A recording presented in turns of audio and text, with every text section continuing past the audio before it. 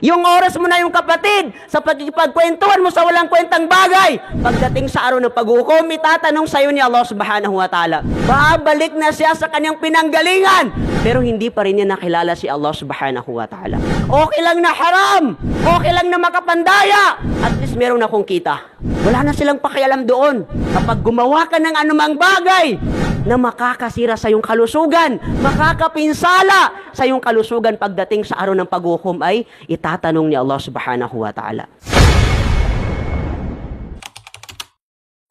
Mga kapatid Islam, merong isang hadis ang Rasulullah sallallahu alaihi wasallam na kanyang sinabi, la tazulu qadama 'abdin yawmal qiyamati hatta yus'al. Hindi ka magagalaw ng isang alipin ang kanyang dalawang paa sa araw ng paghukom, maliban lang sabi ni Propeta Muhammad sallallahu alaihi wasallam, itatanong sa kanya ang apat na bagay.